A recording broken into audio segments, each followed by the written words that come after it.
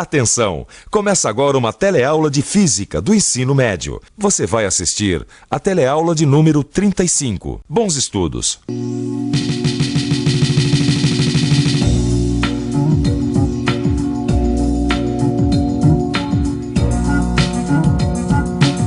Na teleaula de hoje, você vai acompanhar um debate com a presença de grandes cientistas da história, que vão discutir as suas concepções sobre a luz e a sua natureza.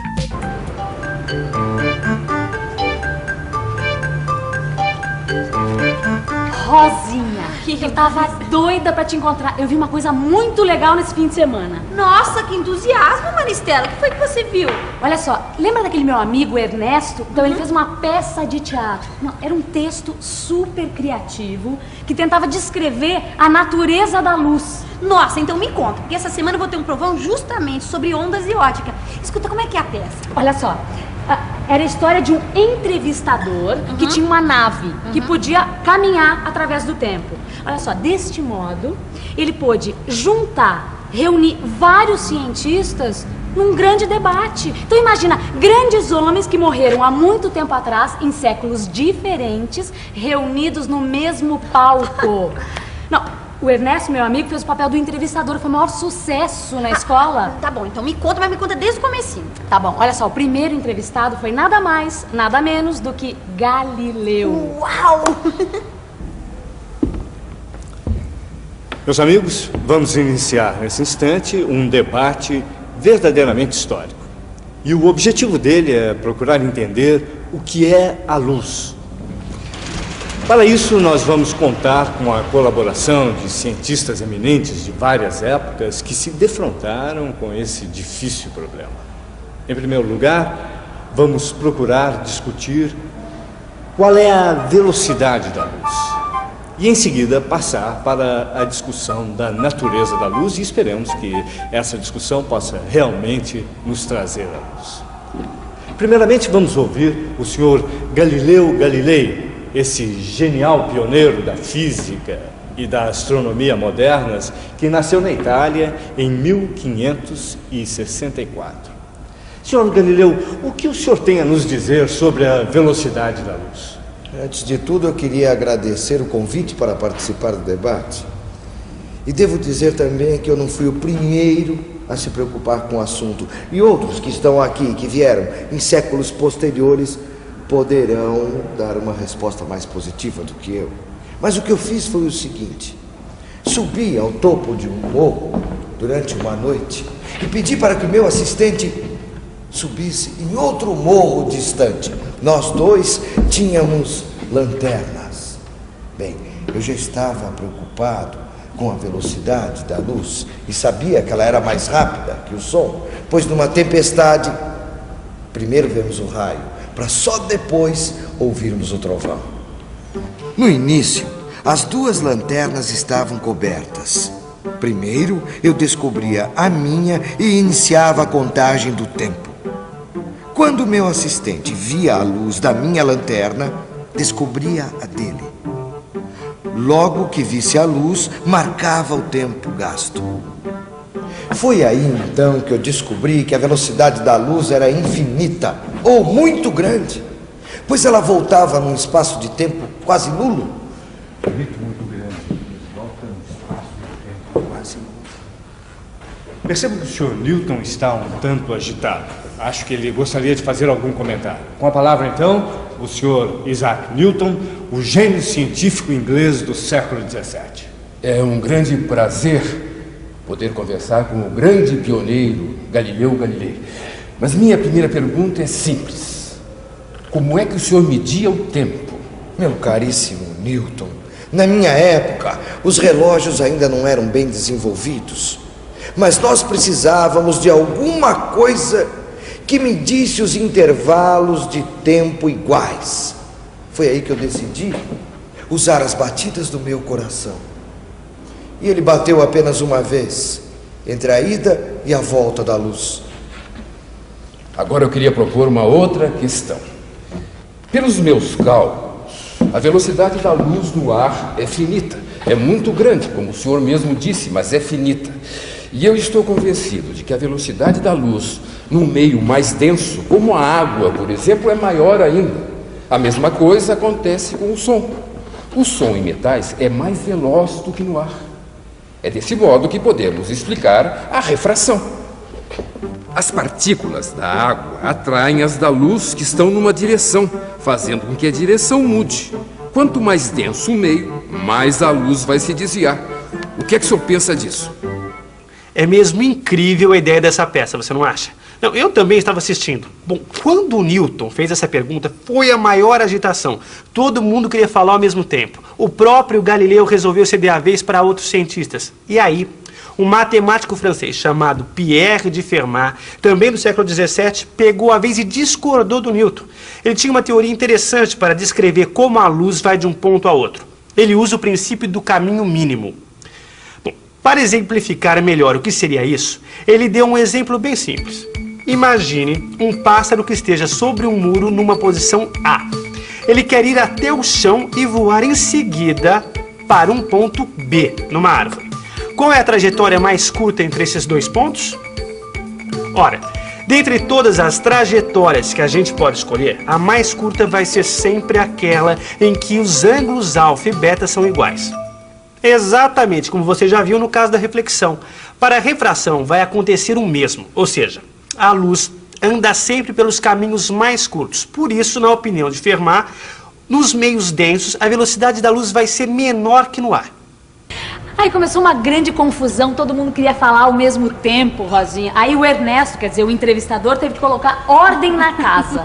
O que eu achei mais incrível nessa peça foi a ideia de mostrar o engenho de tantos cientistas para conseguir, através dos tempos, chegar a conclusões de problemas dificílimos de resolver, né? Mas você não viu nada, Rosinha.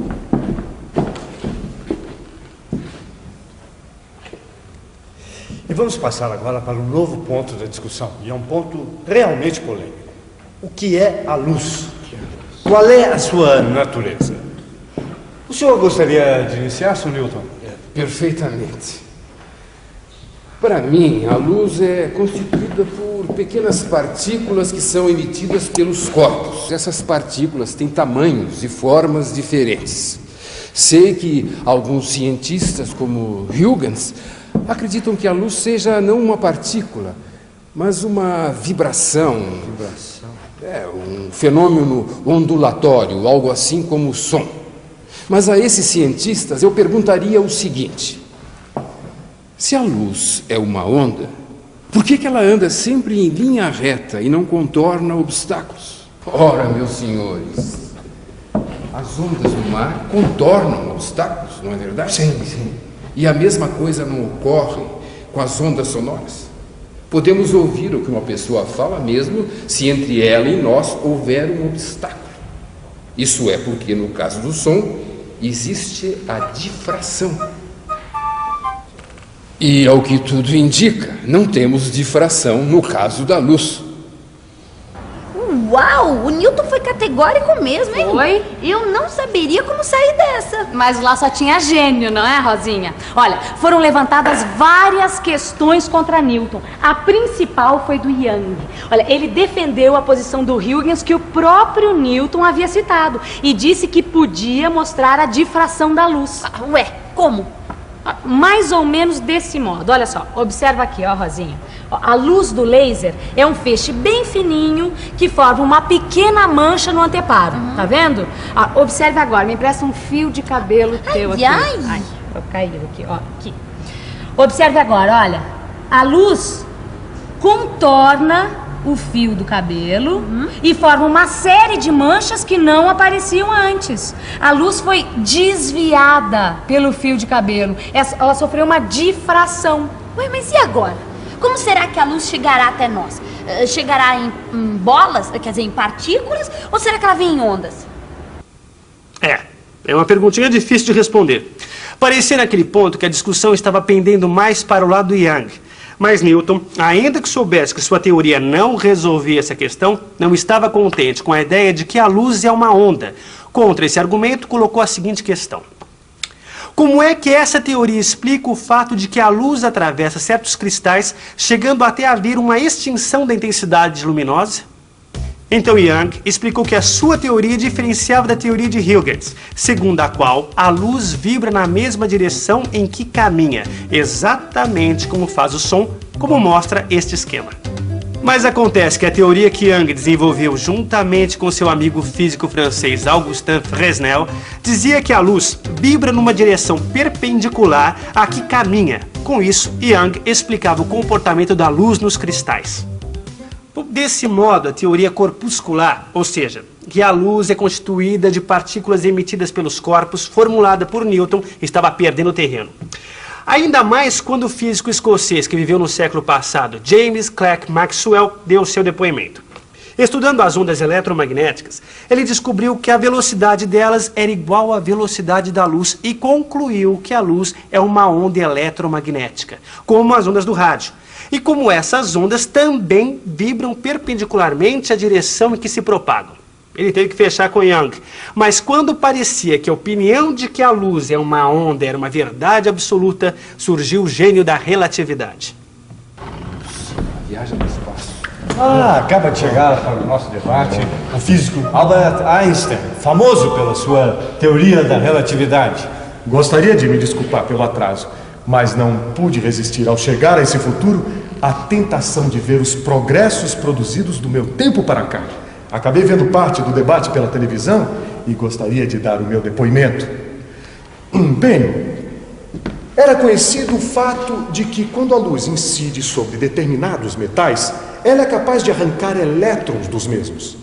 A este fenômeno damos o nome de efeito fotoelétrico. Efeito fotoelétrico. Exatamente. Mas o que me intrigava era que a energia com a qual os elétrons saíam não dependia da quantidade de luz que incidia sobre a placa.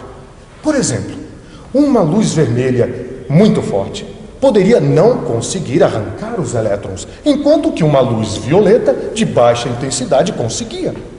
Então concluí que o ponto crucial era o comprimento da onda. Aí utilizei um raciocínio que um outro físico chamado Planck já tinha usado.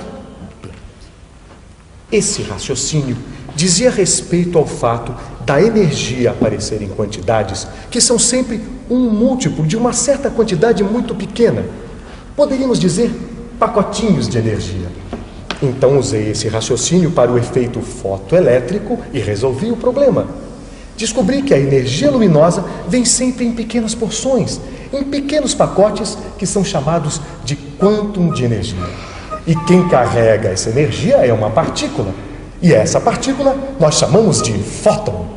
Bom, o que o senhor está querendo dizer, apesar de todas as deduções em contrário, que a luz é uma partícula e não uma onda?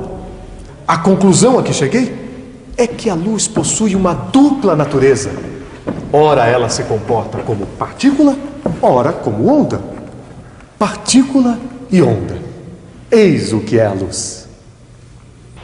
Puxa, Maristela, eu adoraria ter assistido essa peça, Olha, viu? foi ótima mesmo, a Rosinha foi bem didática. E mostra que em ciências nenhuma explicação é eterna e que essas discussões nos ajudam a entender a natureza. E me ajudam a preparar melhor pra prova, né? Aliás, eu acho que eu vou fazer uma boa revisão, viu? Vamos nessa? E atenção, se liga aí que é hora da revisão. Na teleaula de hoje, você assistiu à encenação de um debate que reuniu cientistas de várias épocas da humanidade. E neste debate, discutiu-se, entre outras coisas, a velocidade da luz. Nesta teleaula você aprendeu também que inicialmente pensava-se que a luz fosse uma partícula. Depois, a luz foi interpretada como uma onda. E nos dias de hoje, aprendeu também que a luz pode ser considerada tanto partícula como uma onda.